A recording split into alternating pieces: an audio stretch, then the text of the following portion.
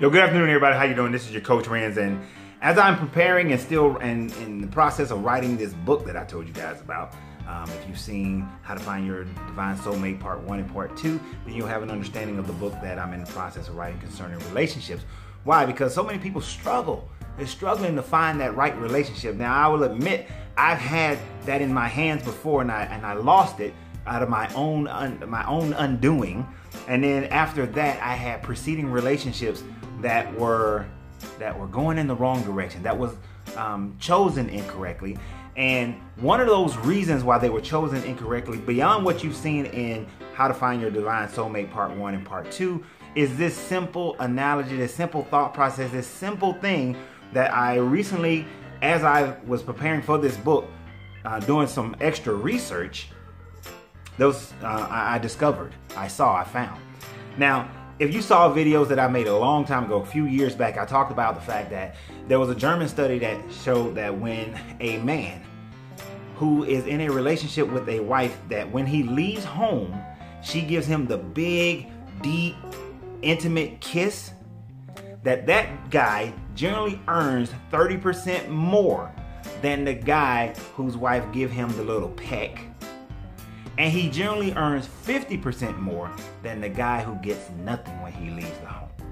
So I talked about that a few years ago, about how just the way a person leaves and starts their day in their relationship has a huge impact on their finances.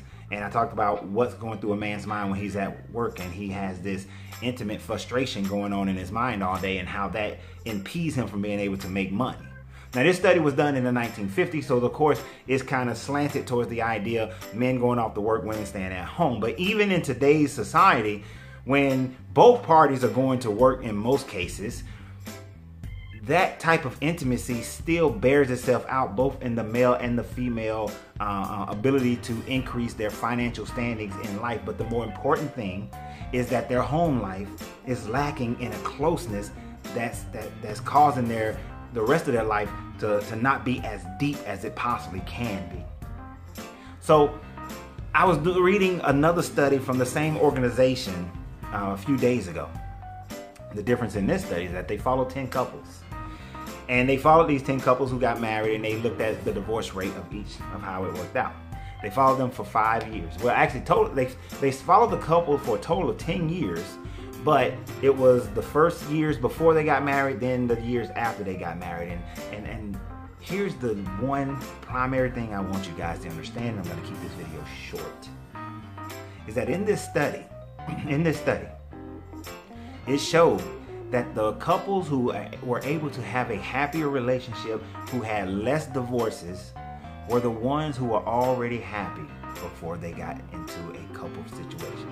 Now, I know we're getting ready to move into cuffing season right now. Right now is the draft for cuffing season. You know, we're doing our scouting reports for cuffing season right now. You know, it's just for sake of whenever somebody's watching this video, it's August right now. So, you know, we're scouting for cuffing season. But we're scouting for cuffing season. If you haven't listened to How to Find Your Divine Soulmate Part 1, we're scouting for cuffing season, but we may not be in a position ourselves that we should be scouting, because we may not have that happiness going on in our relationship. You see, that same report showed that the people who were more apt to have divorce, the groups that had more divorces were the ones who considered themselves not as happy before they got married. They were on the below 50% of happiness level, while those who had more success were on the above 50% happiness level. So if you're in the below 50% happiness level, then your likelihood that if you find somebody during this upcoming cuffing season, and then that relationship turns into a marriage for whatever reason, it turns into a marriage or whatever the process that occurs that allows you to get married, even though you may think that you shouldn't, or you may have doubts, you have a greater possibility of ending up in a divorce, because you're looking for happiness to come from the outside. You see, during cuffing season, one of the things that happens is that a lot of people start looking for relationships to bring them happiness from the outside. When the only true happiness you can ever have is that you have to have happiness on the inside first. For all my law of attraction people out there, you know that in the law of attraction, you attract what you are. So if you're not in a happy state, then how do you expect to attract a happy relationship? If you're not a loving, nurturing person, then how can you attract a loving and nurturing relationship? It just doesn't happen that way. So if you want to find a great relationship, if you want this cuffing season to be a season of grandeur, be a season of glory that could lead you into that relationship, that you can start taking time to get to know that person to the extent that, as I said in Finding Your Divine Soulmate Part 2, of being able to evaluate whether or not that's a good attraction to you, if that's a good match to you, then first you gotta, like the German study showed, find that happiness within yourself. Now I know all you guys say, well, I already know that. Many people would say they already know that. Why is the divorce rate so high? Why is it that people keep going in and out of good and bad relationships? Now I know that you have to kick the tires. So I'm not saying every relationship that you shouldn't ever have to go through a relationship. I know there's the old saying of you got to kiss a lot of frogs. Even though you ain't got to kiss every frog, sometimes you can look. You can just take a peek and you recognize that this is not good for me. This is not something that I know that I'll be able to build a long-term relationship off of. So you don't necessarily have to kiss every frog. Sometimes you can just look. Or as a young lady put on my my Facebook timeline that came up this morning, she said, "Why can't dating be like buying a used car, where you can go and talk to the previous owner? Where's the woman facts? Where's the man facts?" So I get that, but here's the thing. Here's the only problem. You know, you go out for that test drive, everything seems good. Then you drive it off the lot. It immediately loses value as soon as it drives off the lot. So you don't want the relationship to be like buying a car, right? You want that relationship to be something that you can create amazing commitment towards, amazing love, amazing experiences. There's another quote that I saw this morning. It said that marriage, that you should consider when looking at a person, can you have conversation with this person all the way throughout into old age, because everything else is transitory. So, can I talk to you until I'm old? Can I talk to you for the next 50 years, 60 years, 70, 80, 100 years? Can I talk to you that long? When I'm 150, can I keep talking to you? Do we still have conversation? Do we still find having our company with each other interesting and fun? That's the question. But that's what the Finding Your Divine Soulmate 1 and 2 is really about. And of course, as this book is written, it goes into a lot more detail. But I'm telling you right now that according to this German study, and the fact that you should already know this, you have to ensure that you are first a solid person, that you have happiness in your life. If you're looking for somebody to bring that happiness into you, then you already starting a relationship out wrong. You got to be happy first.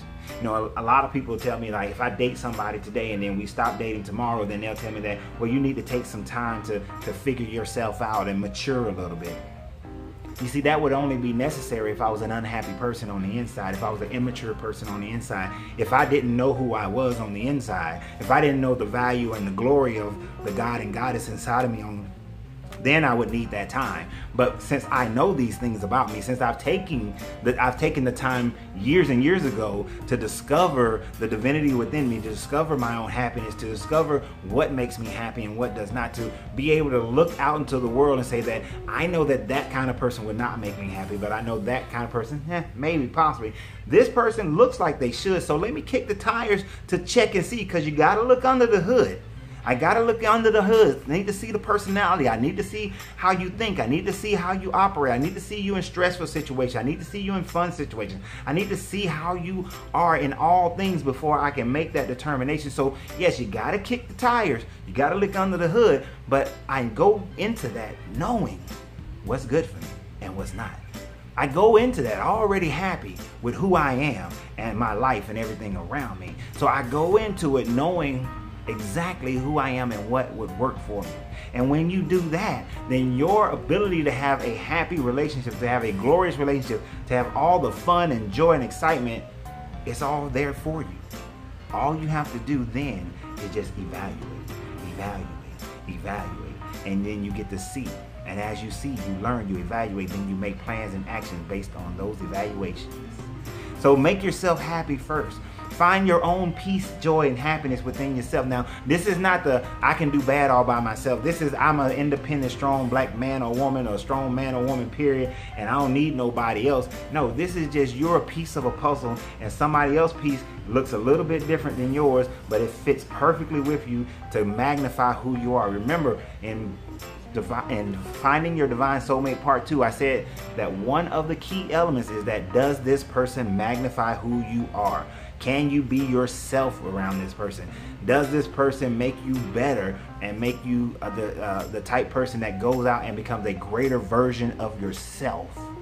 If you can just make the other person happy by being a greater version of yourself and you're already happy, well, your relationship is going to be cuckoo for Cocoa Pops. I mean, y'all going to be on point. That's what you should be looking for. So don't despair that you date a person and it doesn't work. Only despair if you date a person that doesn't work. You weren't happy before you dated that person and you're still not happy with who you are. Make sure you know who you are and that you're happy with who you are. Then as you date people, you'll be able to evaluate whether or not this person is a good match for you and do y'all magnify each other. But when you are happy, you will attract other happy people into your life. I've seen it too many times. And when you see other people who like your happiness, but they're not happy, but they're trying to come in, you will put up borders and only let them in so far. You will only let them in so far because you'll recognize that I can't let somebody drag me down. I got to keep myself up. So long as you're doing that, you guys are going to have a wonderful, amazing time. So I look forward to it because remember, you got to free yourself to be yourself because your greatness is non-negotiable.